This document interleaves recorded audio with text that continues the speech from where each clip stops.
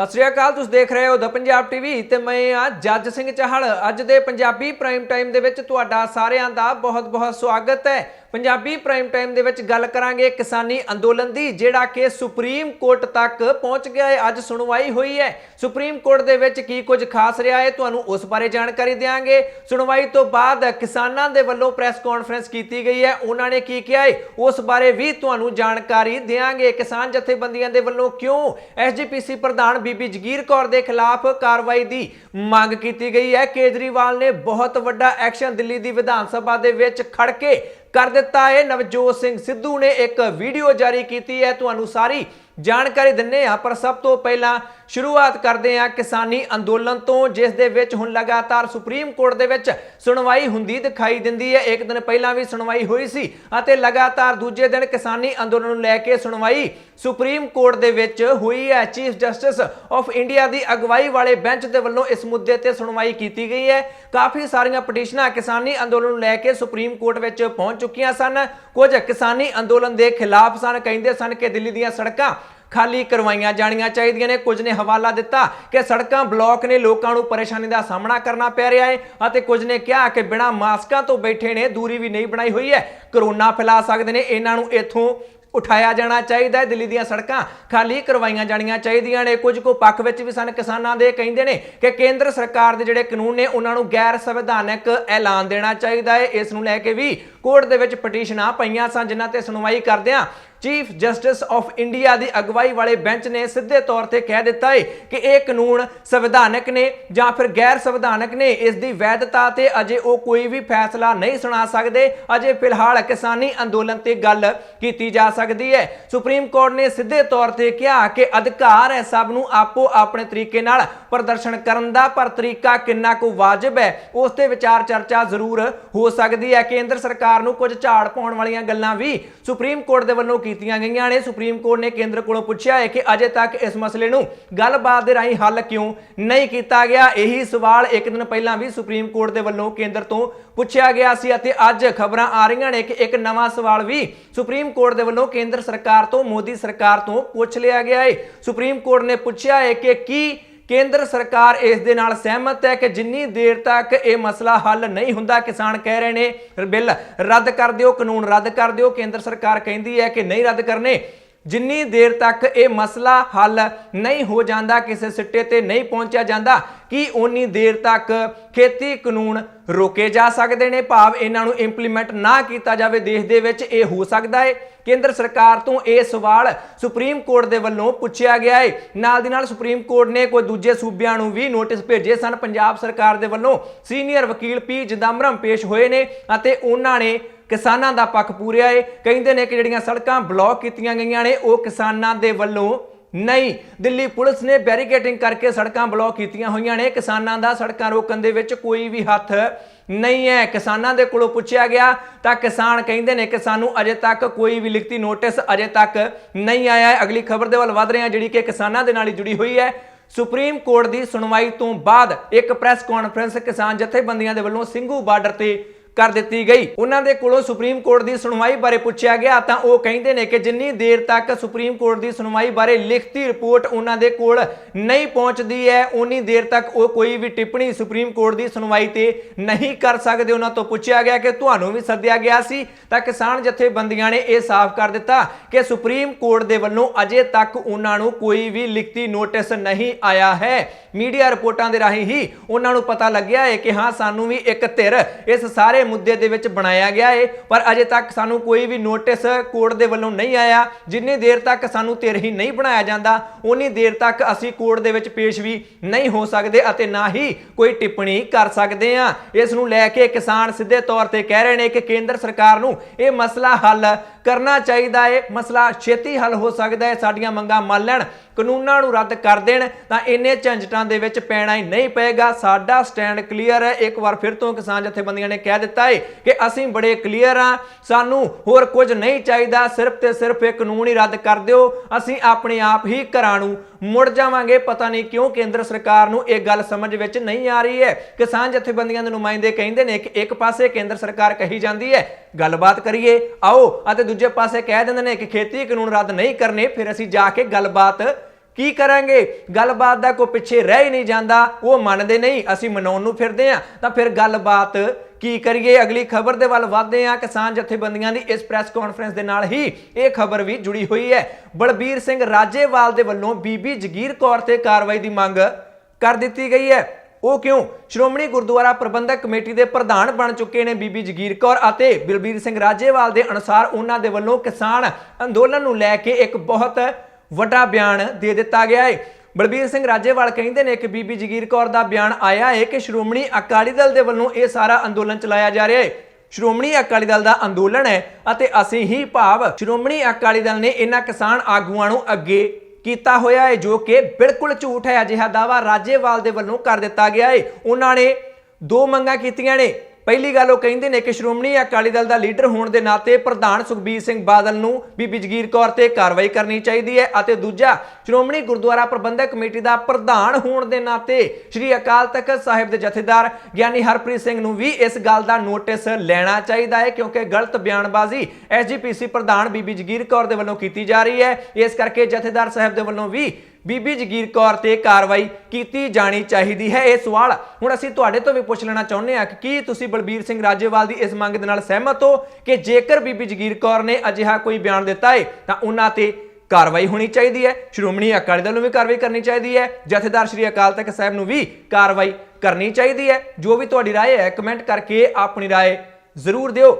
ਅਗਲੀ ਖਬਰ ਦੇ ਵੱਲ ਵਧਦੇ ਹਾਂ। ਦਿੱਲੀ ਦੇ ਬਾਰਡਰਾਂ ਤੇ ਕਿਸਾਨੀ ਅੰਦੋਲਨ ਚੱਲ ਰਿਹਾ ਹੈ। ਦਿੱਲੀ ਦੀ ਸਰਕਾਰ ਆਪਣੇ ਆਪ ਨੂੰ ਕਿਸਾਨਾਂ ਦਾ ਸੇਵਾਦਾਰ ਦੱਸਦੀ ਦਿਖਾਈ ਦਿੰਦੀ ਹੈ ਅਤੇ ਅਰਵਿੰਦ ਕੇਜਰੀਵਾਲ ਨੂੰ ਖਾਸ ਤੌਰ ਤੇ ਸੇਵਾਦਾਰ ਵਜੋਂ ਪ੍ਰਚਾਰਿਤ ਆਮ ਆਦਮੀ ਪਾਰਟੀ ਵੱਲੋਂ ਕੀਤਾ ਜਾ ਰਿਹਾ ਹੈ। ਪਰ ਕਾਫੀ ਦੇਰ ਤੋਂ ਅਰਵਿੰਦ ਕੇਜਰੀਵਾਲ ਦੀ ਦਿੱਲੀ ਸਰਕਾਰ ਤੇ ਇਹ ਸਵਾਲ ਉੱਠ ਰਹੇ ਸਨ ਕਿ ਜੇਕਰ ਉਹ ਕਿਸਾਨਾਂ ਦੇ ਸੇਵਾਦਾਰ ਨੇ, ਹਿਤੈਸ਼ੀ ਨੇ, ਤਾਂ ਫਿਰ ਦਿੱਲੀ ਦੀ ਵਿਧਾਨ ਸਭਾ ਦੇ ਵਿੱਚ ਸੈਸ਼ਨ ਸੱਦ ਕੇ ਉਹ ਇਹਨਾਂ ਤਿੰਨੇ ਖੇਤੀ ਕਾਨੂੰਨਾਂ ਨੂੰ ਰੱਦ ਕਿਉਂ ਨਹੀਂ ਕਰਦੇ ਅਤੇ ਉਹਨਾਂ ਤੇ ਤਾਂ ਇਹ ਵੀ ਇਲਜ਼ਾਮ ਲੱਗ ਰਿਹਾ ਸੀ ਕਿ ਇੱਕ ਕਾਨੂੰਨ ਉਹਨਾਂ ਨੇ ਦਿੱਲੀ ਦੇ ਵਿੱਚ ਲਾਗੂ ਵੀ ਕਰ ਦਿੱਤਾ ਹੈ। ਅਤੇ ਅੱਜ ਅਰਵਿੰਦ ਕੇਜਰੀਵਾਲ ਦੇ ਵੱਲੋਂ ਦਿੱਲੀ ਦੀ ਵਿਧਾਨ ਸਭਾ ਦਾ ਸੈਸ਼ਨ ਸੱਦ ਕੇ ਬਹੁਤ ਵੱਡਾ ਐਕਸ਼ਨ ਕੀਤਾ ਗਿਆ ਹੈ। ਜੀ ਹਾਂ, ਅਰਵਿੰਦ ਕੇਜਰੀਵਾਲ ਦੀ ਸਰਕਾਰ ਨੇ ਦਿੱਲੀ ਦੀ ਵਿਧਾਨ ਸਭਾ ਦਾ ਇੱਕ ਵਿਸ਼ੇਸ਼ ਸੈਸ਼ਨ ਸੱਦਿਆ, ਜਿਸ ਦੇ ਵਿੱਚ ਤਿੰਨੇ ਖੇਤੀ ਕਾਨੂੰਨਾਂ ਤੇ ਪਹਿਲਾਂ ਤਾਂ ਬਹਿਸ ਕਰਵਾਈ ਗਈ, ਚਰਚਾ ਕਰਵਾਈ ਗਈ, ਭਾਰਤੀ ਜਨਤਾ ਪਾਰਟੀ ਦੇ ਐਮਐਲਏਜ਼ ਨੂੰ ਵੀ ਬੋਲਣ ਦਾ ਮੌਕਾ ਦਿੱਤਾ ਗਿਆ ਅਤੇ ਉਸ ਤੋਂ ਬਾਅਦ ਦਿੱਲੀ ਦੇ ਮੁੱਖ ਮੰਤਰੀ ਅਰਵਿੰਦ ਕੇਜਰੀਵਾਲ ਦੇ ਵੱਲੋਂ ਆਪਣੇ ਹੱਥੀਂ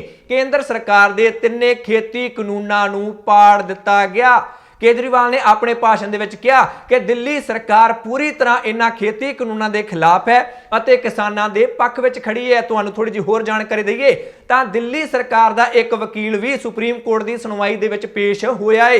ਕੇਜਰੀਵਾਲ ਨੇ ਵਿਧਾਨ ਸਭਾ ਦੇ ਵਿੱਚ ਦਾਅਵਾ ਕੀਤਾ ਕਿ ਜਿਹੜਾ ਸਾਡਾ ਵਕੀਲ ਸੀ ਉਸਨੇ ਪੂਰੀ ਤਰ੍ਹਾਂ ਕੇਂਦਰ ਸਰਕਾਰ ਦੇ ਇਹਨਾਂ ਖੇਤੀ ਕਾਨੂੰਨਾਂ ਦੀ ਖਿਲਾਫਤ ਕੀਤੀ ਹੈ ਅਤੇ ਕਿਸਾਨਾਂ ਦੇ ਪੱਖ ਦੇ ਵਿੱਚ ਉਸ ਦੇ ਵੱਲੋਂ ਆਪਣੀਆਂ ਦਲੀਲਾਂ ਪੇਸ਼ ਕੀਤੀਆਂ ਗਈਆਂ ਨੇ, ਕਿਉਂਕਿ ਅਰਵਿੰਦ ਕੇਜਰੀਵਾਲ ਦੇ ਅਨੁਸਾਰ ਇਸ ਵੇਲੇ ਦਿੱਲੀ ਦੀਆਂ ਸੜਕਾਂ ਕੇਂਦਰ ਸਰਕਾਰ ਦੇ ਵੱਲੋਂ ਰੋਕੀਆਂ ਗਈਆਂ ਨੇ, ਭਾਵ ਦਿੱਲੀ ਪੁਲਿਸ ਦੇ ਵੱਲੋਂ ਰੋਕੀਆਂ ਗਈਆਂ ਨੇ। ਕਿਸਾਨ ਹੁਣੇ ਜਾ ਸਕਦੇ ਨੇ ਘਰਾਂ ਨੂੰ, ਕੇਂਦਰ ਸਰਕਾਰ ਨਹੀਂ ਮੰਨ ਰਹੀ ਹੈ। ਅੱਜ ਹੀ ਸਰਕਾਰ ਮੰਨ ਲਵੇ ਤਾਂ ਘੰਟੇ ਡੇਢ ਘੰਟੇ ਦੇ ਵਿੱਚ ਦਿੱਲੀ ਬਾਰਡਰ ਤੋਂ ਸੜਕਾਂ ਸਾਰੀਆਂ ਖਾਲੀ ਹੋ ਜਾਣਗੀਆਂ, ਕਿਸਾਨ ਘਰਾਂ ਨੂੰ ਮੁੜ ਜਾਣਗੇ। ਪਰ ਅਰਵਿੰਦ ਕੇਜਰੀਵਾਲ ਨੇ ਜਿਹੜਾ ਐਕਸ਼ਨ ਕੀਤਾ ਹੈ ਇਸ ਨੂੰ ਬਹੁਤ ਵੱਡਾ ਮੰਨਿਆ ਜਾ ਰਿਹਾ ਹੈ, ਕਿਉਂਕਿ ਉਹਨਾਂ ਤੇ ਇਲਜ਼ਾਮ ਲੱਗ ਰਹੇ ਸਨ ਕਿ ਉਹ ਤਾਂ ਭਾਜਪਾ ਦੀ ਬੋਲੀ ਬੋਲਦੇ ਨੇ, ਕੇਂਦਰ ਸਰਕਾਰ ਦੇ ਏਜੰਟ ਬਣੇ ਹੋਏ ਨੇ। ਪਰ ਉਹਨਾਂ ਨੇ ਤਿੰਨੇ ਬਿੱਲਾਂ ਨੂੰ ਵਿਧਾਨ ਸਭਾ ਦੇ ਵਿੱਚ ਪਾੜ ਕੇ ਦੱਸ ਦਿੱਤਾ ਹੈ ਕਿ ਉਹ ਕਿਸਾਨ ਹਿਤੈਸ਼ੀ ਨੇ ਅਤੇ ਕੇਂਦਰ ਸਰਕਾਰ ਦੀ ਬੋਲੀ ਉਹਨਾਂ ਵੱਲੋਂ ਨਹੀਂ ਬੋਲੀ ਜਾਂਦੀ ਹੈ। ਪਰ ਵਿਰੋਧੀ ਪਾਰਟੀਆਂ ਨੇ ਇਸ ਤੇ ਵੀ ਸਵਾਲ ਚੁੱਕਣੇ ਸ਼ੁਰੂ ਕਰ ਦਿੱਤੇ ਨੇ।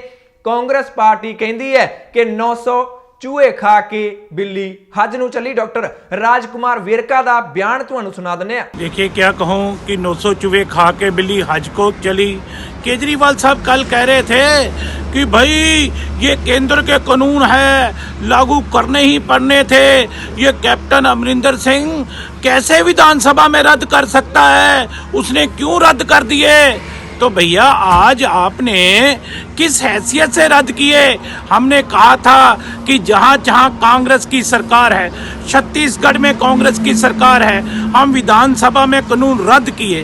राजस्थान में कांग्रेस की सरकार है, हमने रद्द किए। आज आपने पंजाब की तर्ज पे, कैप्टन अमरिंदर सिंह की तर्ज पे दिल्ली में कानून लागू थे और उसको आज रद्द करने का ऐलान किया है।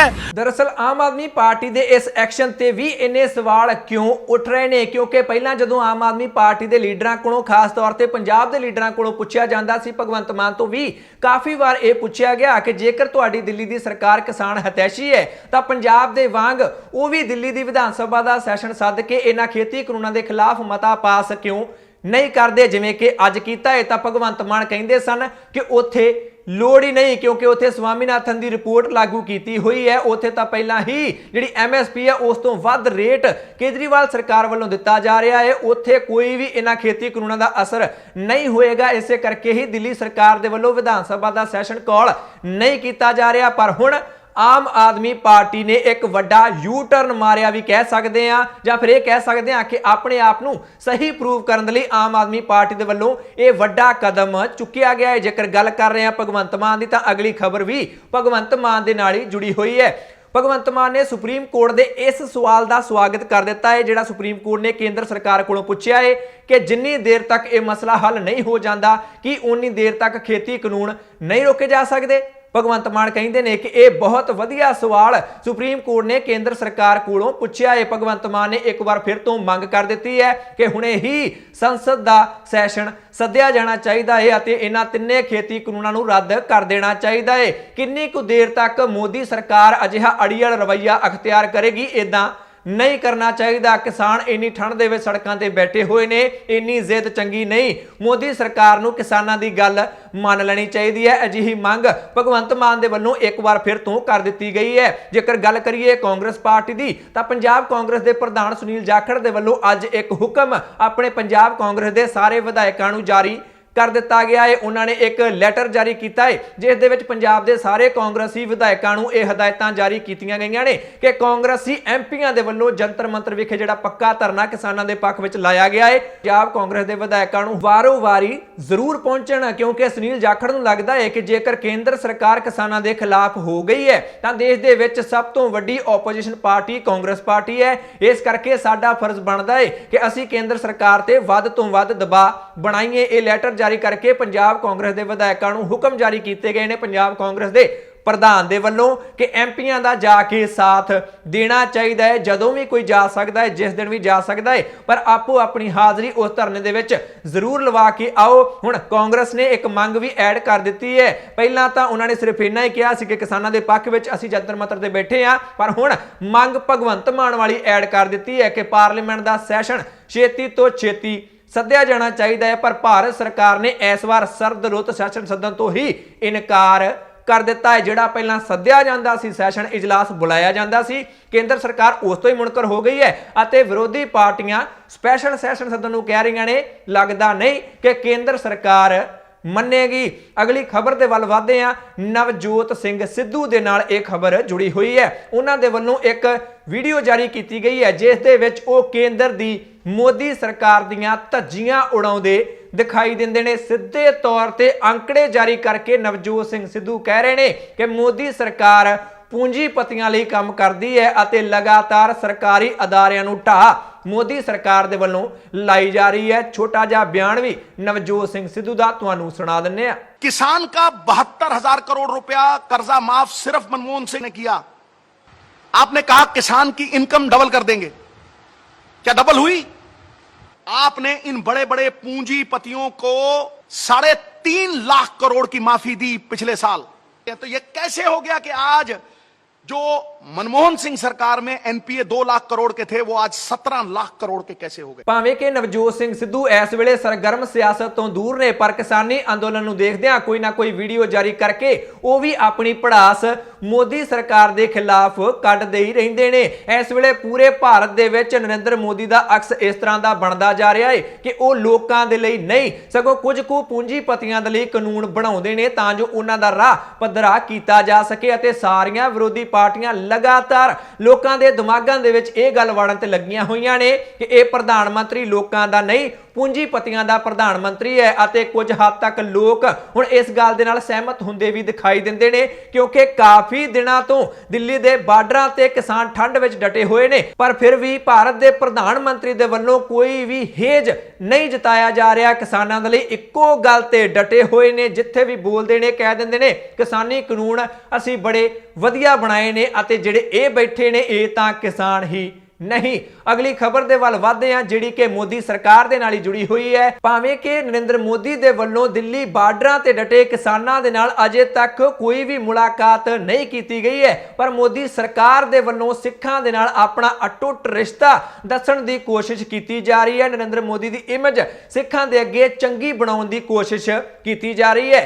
ਕੁਝ ਦਿਨ ਪਹਿਲਾਂ ਅਸੀਂ ਤੁਹਾਨੂੰ ਖਬਰ ਦੱਸੀ ਸੀ ਕਿ ਭਾਰਤ ਦੇ ਰੇਲਵੇ ਮੰਤਰਾਲੇ ਦੇ ਵੱਲੋਂ ਆਪਣੇ ਯਾਤਰੂ ਗਾਹਕਾਂ ਨੂੰ ਇੱਕ ਈਮੇਲ ਭੇਜੀ ਗਈ ਸੀ, ਜਿਸ ਦੇ ਵਿੱਚ ਸਾਰੇ ਉਹ ਕੰਮ ਗਿਣਾਏ ਗਏ ਸਨ ਜਿਹੜੇ ਕਿ ਮੋਦੀ ਸਰਕਾਰ ਨੇ ਸਿੱਖਾਂ ਦੇ ਲਈ ਕੀਤੇ ਨੇ ਅਤੇ ਹੁਣ ਜਨਤਕ ਕਰ ਦਿੱਤਾ ਗਿਆ ਹੈ। ਉਸ ਈਮੇਲ ਨੂੰ ਭਾਵ ਇੱਕ ਬੁਕਲੈਟ ਕਿਤਾਬਚਾ ਜਿਸ ਨੂੰ ਕਹਿ ਦਿੰਦੇ ਨੇ ਉਹ ਜਾਰੀ ਕਰ ਦਿੱਤਾ ਗਿਆ ਹੈ ਬੀਜੇਪੀ ਦੇ ਵੱਲੋਂ ਅਤੇ ਇਸ ਦੇ ਵਿੱਚ ਬਹੁਤ ਸਾਰੀਆਂ ਉਹ ਫੋਟੋਆਂ ਦਿਖਾਈਆਂ ਗਈਆਂ ਨੇ ਜਾਂ ਫਿਰ ਉਹ ਸਟੇਟਮੈਂਟ ਜਿਹੜੀਆਂ ਪ੍ਰਧਾਨ ਮੰਤਰੀ ਨਰਿੰਦਰ ਮੋਦੀ ਦੇ ਵੱਲੋਂ ਦਿੱਤੀਆਂ ਗਈਆਂ ਨੇ ਉਹ ਸਾਰੀਆਂ ਹੀ ਇਸ ਕਿਤਾਬਚੇ ਦੇ ਵਿੱਚ ਛਾਪੀਆਂ ਗਈਆਂ ਨੇ। ਕਿਸੇ ਗੁਰਦੁਆਰੇ ਦੇ ਵਿੱਚ ਗਏ ਹੁਣ ਪ੍ਰਧਾਨ ਮੰਤਰੀ ਮੋਦੀ ਉਹ ਫੋਟੋ ਵੀ ਲਾਈ ਗਈ ਹੈ। ਕੌਮੀ ਸੇਵਾ ਅਵਾਰਡ ਜਿਹੜਾ ਦਿੱਤਾ ਗਿਆ ਸੀ ਸ਼੍ਰੋਮਣੀ ਗੁਰਦੁਆਰਾ ਪ੍ਰਬੰਧਕ ਕਮੇਟੀ ਦੇ ਵੱਲੋਂ ਭਾਰਤ ਦੇ ਪ੍ਰਧਾਨ ਮੰਤਰੀ ਨਰਿੰਦਰ ਮੋਦੀ ਨੂੰ ਉਸ ਦਾ ਜ਼ਿਕਰ ਵੀ ਕੀਤਾ ਗਿਆ ਹੈ। ਕਰਤਾਰਪੁਰ ਸਾਹਿਬ ਦੇ ਕੋਰੀਡੋਰ ਦਾ ਜ਼ਿਕਰ ਵੀ ਕੀਤਾ ਗਿਆ ਹੈ। ਜਿਹੜਾ ਟੈਕਸ ਲੰਗਰ ਨੂੰ ਟੈਕਸ ਫ੍ਰੀ ਕੀਤਾ ਹੈ ਉਸ ਦਾ ਜ਼ਿਕਰ ਵੀ ਕੀਤਾ ਗਿਆ ਹੈ। ਜੋ ਕੁਝ ਹੁਣ ਤੱਕ ਮੋਦੀ ਸਰਕਾਰ ਨੇ ਸਿੱਖਾਂ ਦੇ ਲਈ ਕੀਤਾ ਹੈ ਉਹ ਸਾਰੀਆਂ ਪ੍ਰਾਪਤੀਆਂ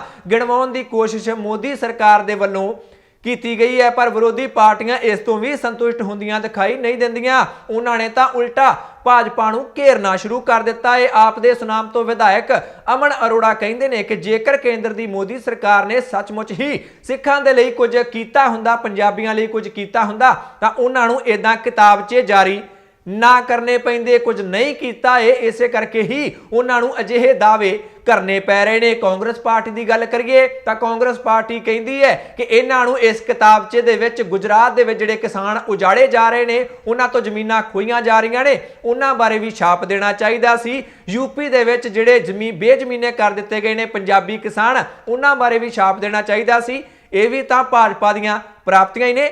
ਭਾਜਪਾ ਦਾ ਨਰਿੰਦਰ ਮੋਦੀ ਦਾ ਸਿੱਖਾਂ ਦੇ ਨਾਲ ਅਟੁੱਟ ਰਿਸ਼ਤਾ ਨਹੀਂ ਸਗੋਂ ਟੁੱਟ ਰਿਸ਼ਤਾ ਹੈ। ਇਹ ਦਾਅਵਾ ਕਾਂਗਰਸ ਪਾਰਟੀ ਦੇ ਬੁਲਾਰੇ ਡਾਕਟਰ ਰਾਜਕੁਮਾਰ ਵੇਰਕਾ ਦੇ ਵੱਲੋਂ ਕਰ ਦਿੱਤਾ ਗਿਆ। ਇਸ ਤਰ੍ਹਾਂ ਮੋਦੀ ਸਰਕਾਰ ਲਗਾਤਾਰ ਆਪਣੇ ਆਪ ਨੂੰ ਸਿੱਖਾਂ ਦਾ ਹਿਤੈਸ਼ੀ, ਪੰਜਾਬੀਆਂ ਦਾ ਹਿਤੈਸ਼ੀ, ਕਿਸਾਨਾਂ ਦਾ ਹਿਤੈਸ਼ੀ ਦੱਸ ਰਹੀ ਹੈ ਅਤੇ ਕਿਸਾਨ ਲਗਾਤਾਰ ਉਹਨਾਂ ਨੂੰ ਪੂੰਜੀਪਤੀਆਂ ਦਾ ਪ੍ਰਧਾਨ ਮੰਤਰੀ ਅਤੇ ਹਿਤੈਸ਼ੀ ਦੱਸਦੇ ਦਿਖਾਈ ਦਿੰਦੇ ਨੇ। ਸੋ ਇਹ ਸਨ ਕੁਝ ਉਹ ਖਬਰਾਂ ਜੋ ਤੁਹਾਡੇ ਤੱਕ ਪਹੁੰਚਾਉਣੀਆਂ ਬਹੁਤ ਜ਼ਰੂਰੀ ਸਨ। ਇਹਨਾਂ ਖਬਰਾਂ ਵਿੱਚੋਂ ਕਿਸੇ ਖਬਰ ਬਾਰੇ ਜਾਂ ਫਿਰ ਪੰਜਾਬੀ ਪ੍ਰਾਈਮ ਟਾਈਮ ਬਾਰੇ ਤੁਹਾਡੀ ਕੋਈ ਵੀ ਰਾਏ ਜਾਂ ਸੁਝਾਅ ਹੈ ਤਾਂ ਕਮੈਂਟ ਕਰਕੇ ਆਪਣੀ ਰਾਏ ਜ਼ਰੂਰ ਦਿਓ। ਜੇਕਰ ਇਸੇ ਤਰ੍ਹਾਂ ਰੋਜ਼ਾਨਾ ਤੁਸੀਂ ਪੰਜਾਬੀ ਪ੍ਰਾਈਮ ਟਾਈਮ YouTube ਤੇ ਦੇਖਦੇ ਰਹਿਣਾ ਚਾਹੁੰਦੇ ਹੋ, ਚੈਨਲ ਨੂੰ ਸਬਸਕ੍ਰਾਈਬ ਕਰ ਲਓ, ਬੈਲ ਵਾਲਾ ਬਟਨ ਜ਼ਰੂਰ ਦਬਾ ਲੈਣਾ ਅਤੇ ਜੇਕਰ Facebook ਤੇ ਦੇਖਦੇ ਰਹਿਣਾ ਚਾਹੁੰਦੇ ਹੋ ਤਾਂ Facebook ਤੇ ਦ ਪੰਜਾਬ ਟੀਵੀ ਦਾ पेज लाइक कर लो। मैं जज सिंह चाहल अगली बार फिर हाजिर होवांगा। तुसीं देखदे रहो द पंजाब टीवी, हर खबर दा सच।